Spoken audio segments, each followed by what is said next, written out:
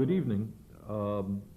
And tonight we're very delighted to welcome to the program two very, very interesting people who are going to be discussing with us the implications of a recent document that came out from the U.S. Conference of Catholic Bishops called Economic Justice for All, which is the recent pastoral that was voted overwhelmingly by the Catholic bishops. Our guests are Sister Lucille Bonvouloire, who lives in Burlington and is now a staff person with the Committee on Temporary Shelter, COTS, a group which is doing an outstanding job in making certain that the poorest people in our community have adequate food and adequate shelter. And to Lucille's right is Ed Bloch, who has a long history in the trade union movement. Ed was an international representative for the United Electrical Workers for 34 years, and Ed is presently a member of the Labor Religious Coalition of New York State. Welcome to the program. Thank you. Glad to be here. Okay, Lucille, maybe you can begin by telling us a little bit about yourself and a little bit about the Sisters of Mercy with whom you're associated and some of the work that you're doing and what this pastoral letter means in terms of your efforts.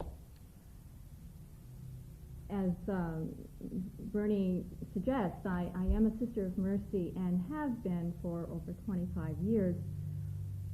I guess probably I need to reflect on why I'm really maybe became a Sister of Mercy, why I'm serving the homeless population, and I guess that's basically because I have a real sense of a need to serve.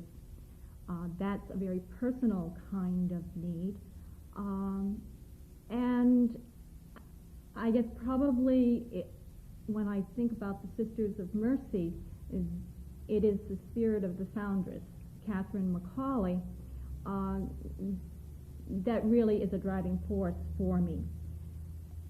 Catherine McCauley founded the Sisters of Mercy back in the early 1800s in Ireland.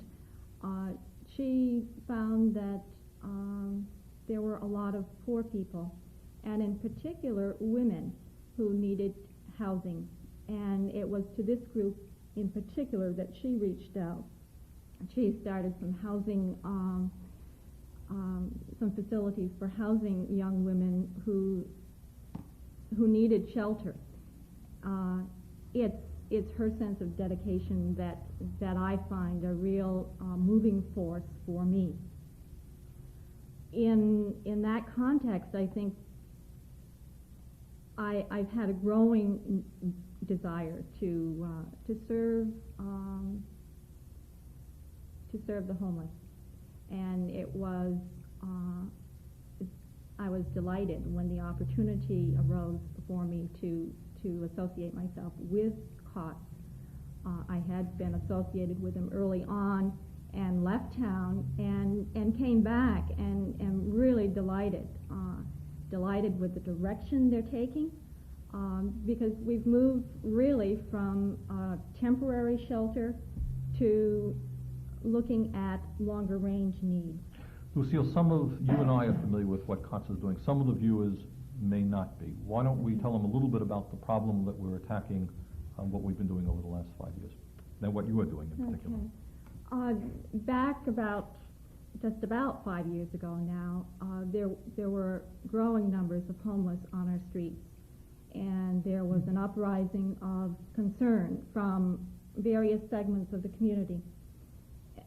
Folks gathered together and literally put together an organization which housed people. We started Christmas Eve of 1982 and operated through April 15th of 1983. After that point, we had to go back to the drawing board and see where we could get monies, where we could get a facility. So we started at the Sarah Holbrook Center, actually. And since that time, COTS found a facility in the Wilson Hotel, which is located on Lower Church Street.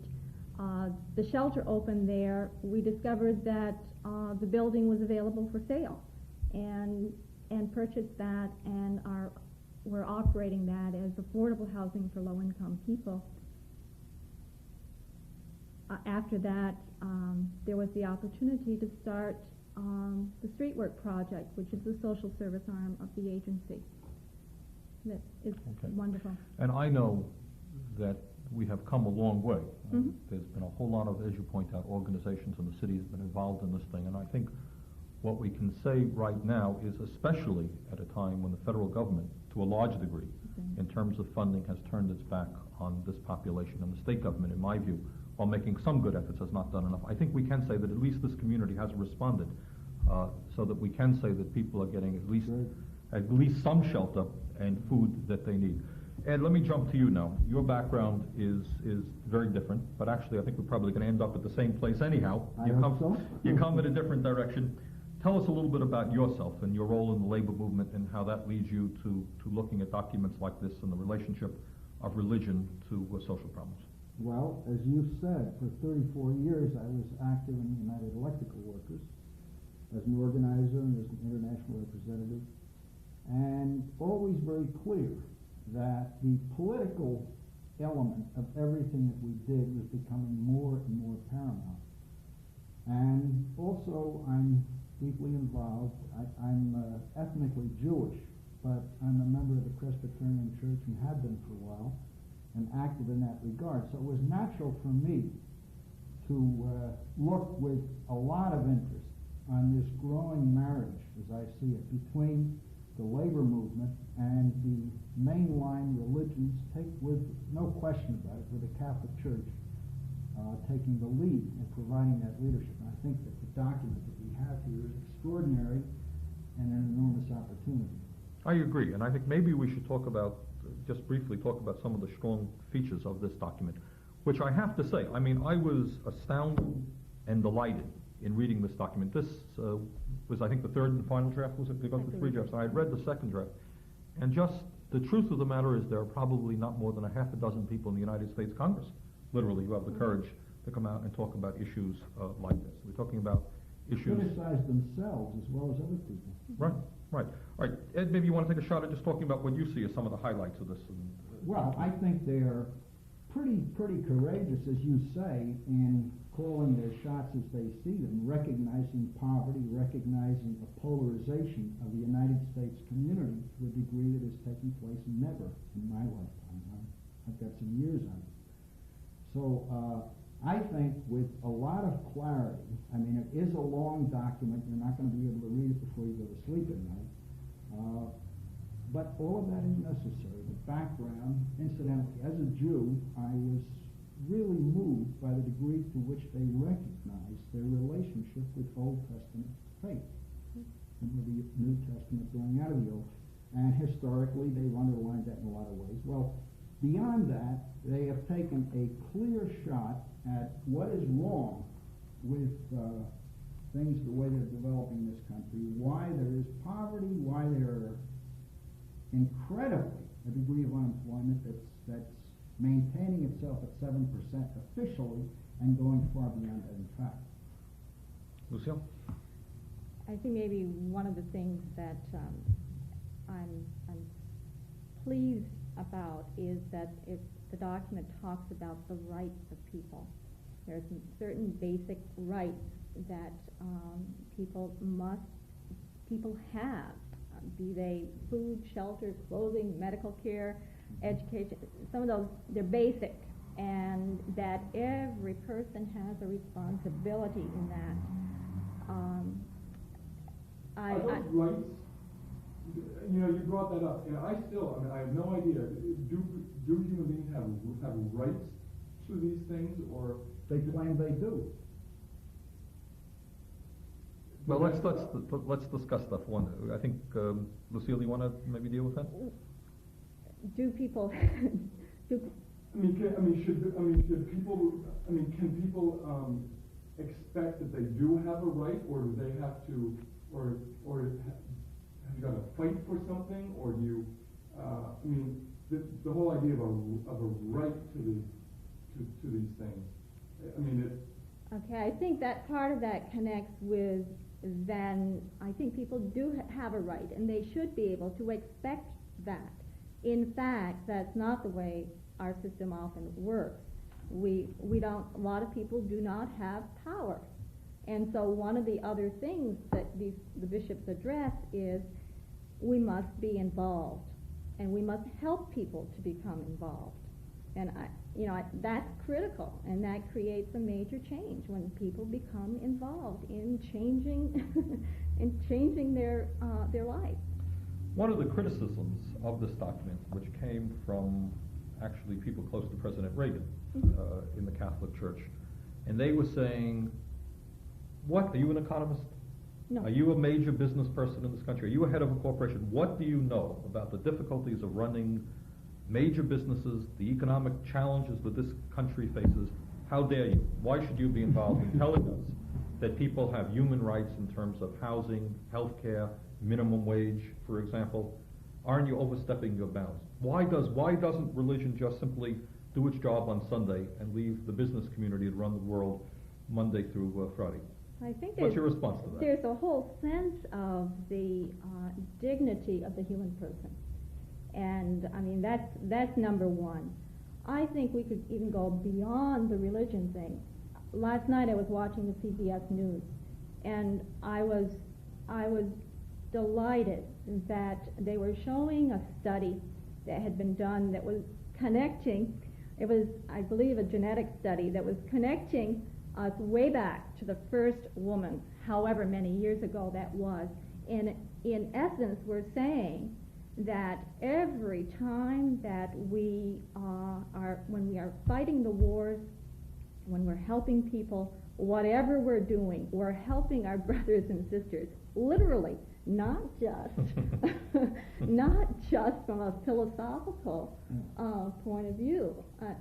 Could I get into this, Sure. Bernie? I think there's a really important difference from this letter and the pastoral letter and the previous one and the ones that came before it.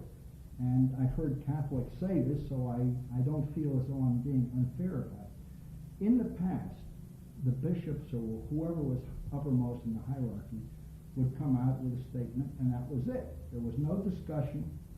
The past two, the pastoral on peace and the pastoral on the economy, have meant a 3-year effort with discussions involving literally hundreds of people, including Michael Novak and William Simon, Right.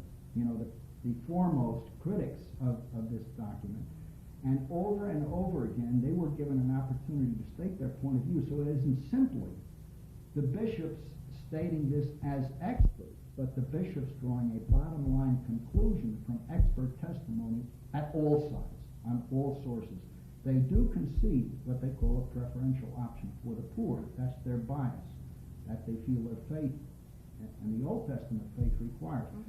But the process is a very new one, Right. involving a cast of thousands, if you like. And my understanding is also that the church has put substantial sums of money into making sure that this document is disseminated and discussed.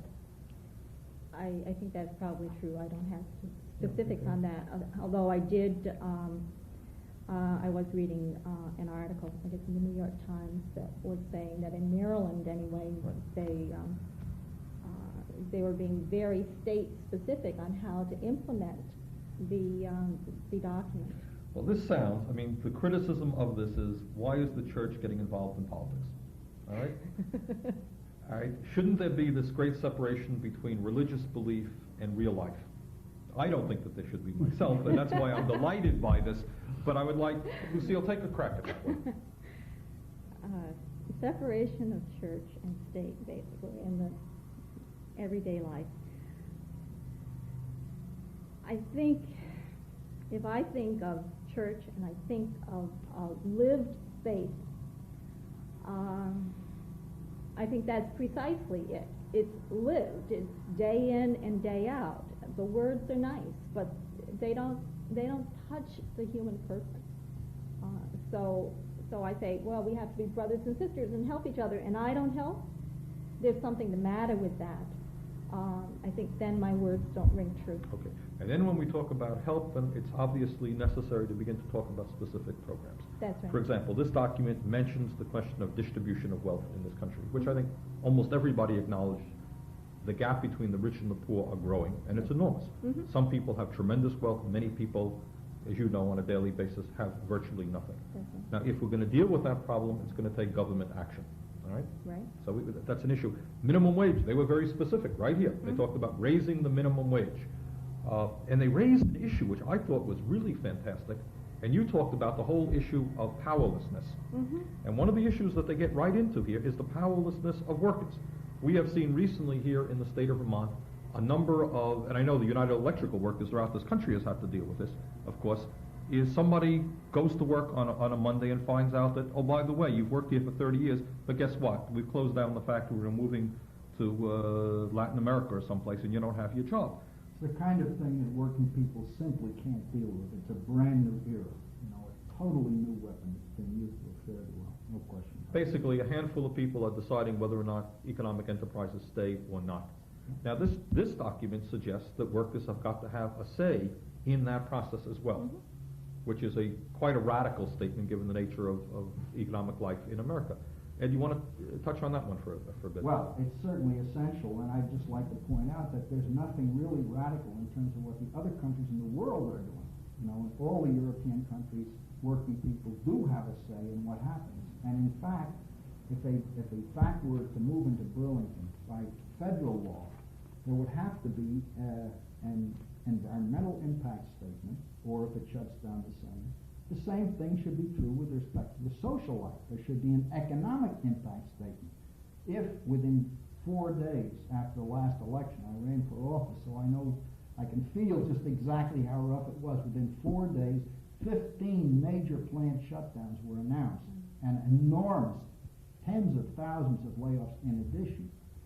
All right, what is this? This is a political question. So in response to the question you raised, Bernie, religion and life, religion and politics, everything is political. Everything that happens here is political. And if we are people of faith, whether we go to an organized religious service or not, if we are people of faith, that requires, in my view, that we react politically.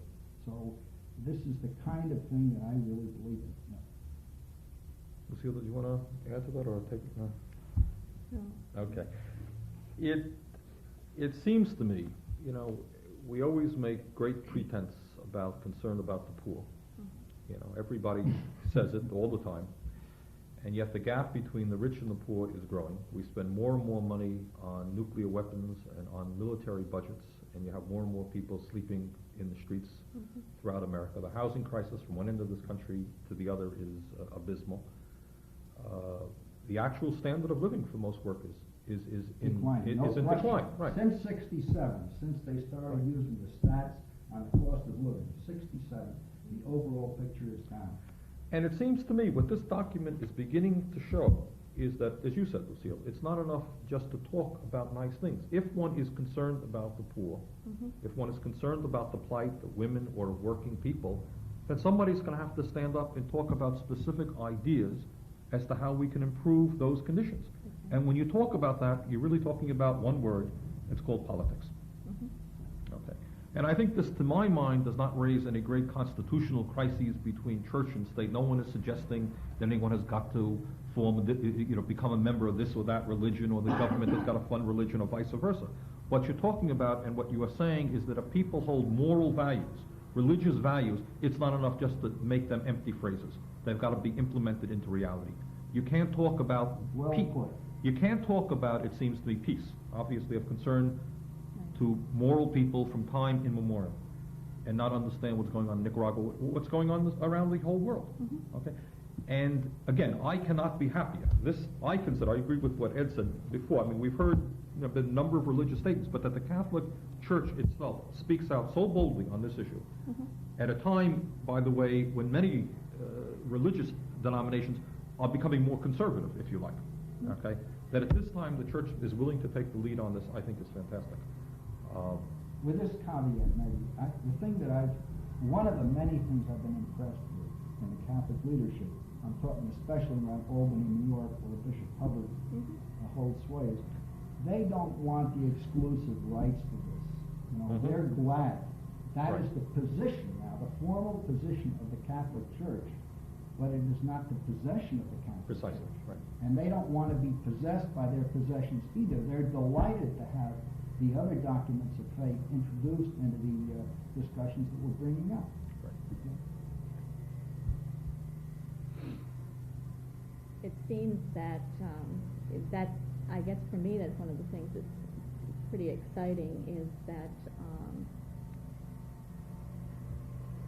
as a church, as an official church, we're making some statements, and I think that's important, number one. And number two, if we can get that to the people and get folks really talking and acting out of this, making it come alive, it would be wonderful. And take it to the pews. There's a real chance. There is a chance. I'm convinced there is a chance. You know, one of the things that concerns me, and you see it especially when you go speak to young people, and I go into the schools pretty often, is the lack of sense of purpose, in a sense, that exists within the society. Ultimately, what the system tells you is that it's every person for themselves, and that what you have to do is scrape and push and shove your way up the ladder so that someday you too can have a lot of money and buy a nice fancy car and become the top of the system there. And that's really the value system that the establishment perpetuates. And I think what this is saying, and I, you know, your point is well taken, Ed, that this is something that I think the church is aware, wanting to bring other denominations, all of us into, is to say maybe that should not be the value structure of this country. Maybe there's something more to strive for in human life other than becoming rich and powerful and exploiting other people. Maybe there are other values that make life somewhat more meaningful. And all of a sudden that has a real cutting edge, that is a political cutting edge, because as you say, working people have begun to give up. The people that you work with, Sister, they're just discouraged beyond belief, I'm sure. I don't know them. I come up here to visit my daughter Linda and Matt on New Year's Eve. And you're on television the next day. But so that I don't know people that well, but I know they're all over the same thing obtains. Now there seems to be nothing on the horizon that's really going to provide a positive response. Yes, we're seeing the de-Teflonization that's going on in Washington, and I'm glad for that. But economically, nobody is taking the lead, and I'm speaking from a lot of years from the labor movement, with anywhere near the authenticity and power that the organized faith groups are. I think that this is a new thing, and has impact. And you have worked, just to change the subject a little bit, with a union which, in my view, the United Electrical Workers, has consistently been one of the most progressive and democratic and decent unions in this country. It's a union that has been hit hard, as I understand it, within the last few years by the decline of manufacturing in the United States, and by a lot of opposition, as you always have had, from manufacturing itself. You've been a strong, militant union, and some of the employers have not been overly sympathetic to the United Electrical Workers. What are you seeing in terms of how workers... Is there a demoralization now among workers? Certainly there is. There has to be, because this kind of business, I mean, we've heard for many, many years, decades in fact, if you don't do less and so, we're going to move out. Now Right. They mean it. They mean it. And if only one factory out of 10 that makes that threat does it, the other 9 have leverage that's just unbelievable. And that raises that whole issue of powerlessness. You know, the pretense is that we live in a democratic society, right? You have the right to control your own life. But what you're saying, in essence, is that if a worker speaks up on the job, does not take a concession in his or her wages, then the company's going to say, you don't want a concession? No problem. We're going to pick up and move. So your choice is either a concession or no job at all, which is a hell of an option for a human being to have to deal with. Right. We can show you the bruises all over the place. For, you know, within 3 days after the election, I'm not picking on General Motors just gratuitously. They announced the closing of 11 major plants within 3 days after the election. Coincidental, no doubt. Coincidental, no doubt.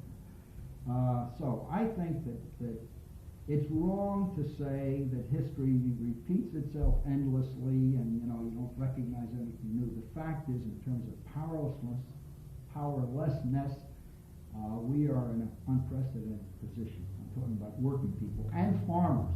Sure. Certainly. Sure. You know, it's a funny, again, you talk about living in a democratic society, but what does that mean when your job is, where is the rights? What can one say? Who can one vote for? Because in this instance, it seems clear to me, all of the power rests with a corporation that looks at the bottom line and says, hey, we can make more money by shutting down. And the workers have, although many of these people for GM probably have worked in those plants for 20, 30, 40 years, their entire lives, they have had no say. They walk into work one day and there's a press conference and they're gone again. We saw that here in Vermont not very long ago in terms of what happened in Goodyear. In Windsor, we saw it here in South Burlington.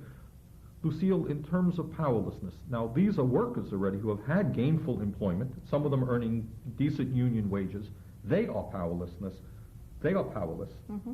What are we talking about when you are talking about people who literally every single day have got to scramble just to get food in their mouths? What is? Well, I mean, I think number one, we can begin to imagine, if we can, what it's like to feel hungry, and how you literally feel, not just physically but emotionally. I think that's the beginning point. I think you can then move to what happens if you don't have a house or a roof over your head. I mean, I can't even begin to fathom what that would be like for myself. I know that people are, for the most part, oftentimes desperately depressed. Sometimes they're victims of alcoholism or drug addiction. Not all, but many. And then you have to ask the question, why? Why that? People don't have a sense of themselves or any sense of self-esteem. And I don't know how we can expect that they would if they don't have the basic necessities. I mean, our staff will say, on the 3 days a year that we're open 24 hours a day, will say what a difference there is when an individual can just stay, can stay in, don't have to worry about going out on the street. It's a whole different thing in the world. Isn't it true also that part of that powerlessness is to opt out of the democratic process entirely? That's right. I think what people, your point, Lucille, is it's very hard to imagine, even if one has sympathy or political concern, what it's like every single day, and the challenge of the day is basically to live that day, to figure out where you're going to stay when the shelter closes. At least you have a place to sleep, and what do you do for the remaining parts of the day? Where do you eat? What do you do to keep yourselves alive? You're outside of the system. And it is, I think one of the problems that we all have is we don't have that empathy to understand how people feel and how we can change that. I should mention that obviously we intend to make some progress on that particular problem with COTS in trying to keep the shelter open more hours during the day so that people will have a place to stay. All right, maybe we're running out of time. I want to thank Sister Lucille Bonvouloire, who is with the Sisters of Mercy, and Ed Bloch, who is with the Religious Labor Coalition from New York State, was sharing their ideas with us. And to say that I hope that in coming months, here in the city of Burlington and throughout the state of Vermont, we will be discussing more widely what the implications are of this pastoral letter entitled Economic Justice for All is about. Because I think as we three agree, it's an extremely important document trying to bring to real life religious and moral feelings about justice. Thank you all for watching. Thanks to our guests. We'll see you again next week. Thank you.